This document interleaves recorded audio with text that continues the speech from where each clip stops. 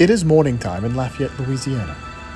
Most children are up at this time, but the Jackman is no ordinary child. You can see here the 6-year-old Jackman slumbering in his natural habitat. He has no intentions of doing anything today. But today is no ordinary day. Today, the Jackman must go forth and establish dominance over his physical therapist, and therefore claim the mat as his own.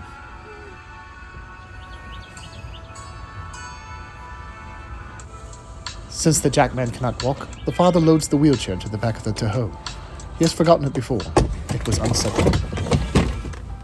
He dons his Eagle Fang t-shirt because at 40 years old he cannot be taken seriously. He also hopes to attract an eagle and become a kindred spirit with him. But today is not that day. A brief seizure leaves Jackman with the hiccups.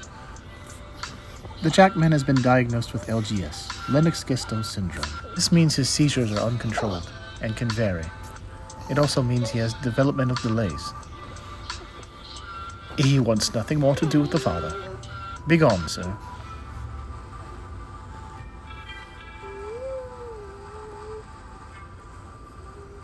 With the power of eagle speed, the father is able to make his medication quickly.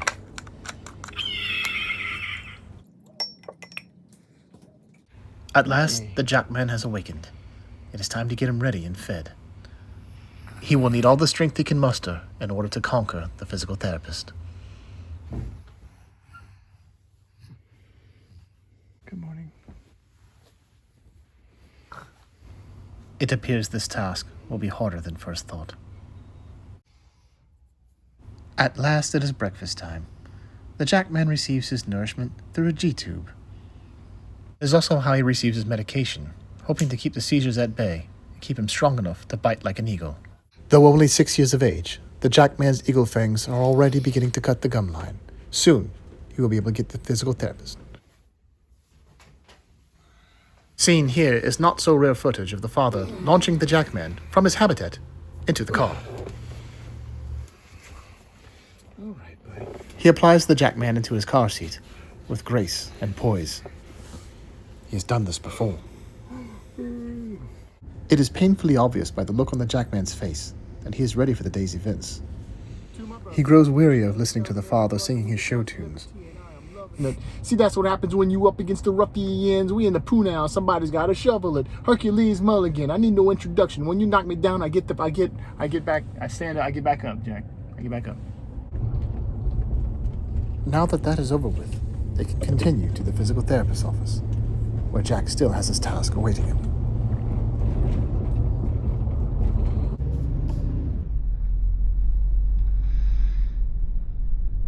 Traffic can be slow in Lafayette, Louisiana.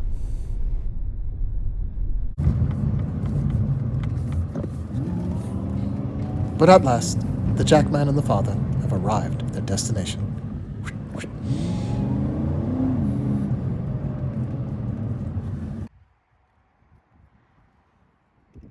A brief seizure in the parking lot threatens his chances of getting any kind of therapy today, or of dominating the physical therapist, more importantly. But after a few moments, it is apparent the Jackman will be just fine.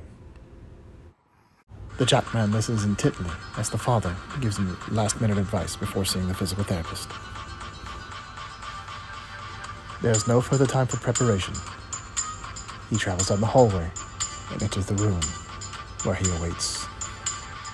And just like that, they are engaged in combat. Physical therapist swings him around to disorient him, but the Jackman's having none of it. He sits up straight. He's changed his clothing to camouflage himself from the physical therapist, but there are more of them. They move to the yellow ball of dominance. The Jackman manages to elude the physical therapist, but the therapist is too well skilled. He's been doing this far too long. There is only one thing left for the Jackman to do. He feigns submission and hopes the therapist will leave him alone. The father reassures the Jackman that he did everything he could. He put up the good fight. Though the Jackman must retreat for today, there will be another time. Probably next Thursday. His fangs are fully grown. He will show the physical therapist a thing or two.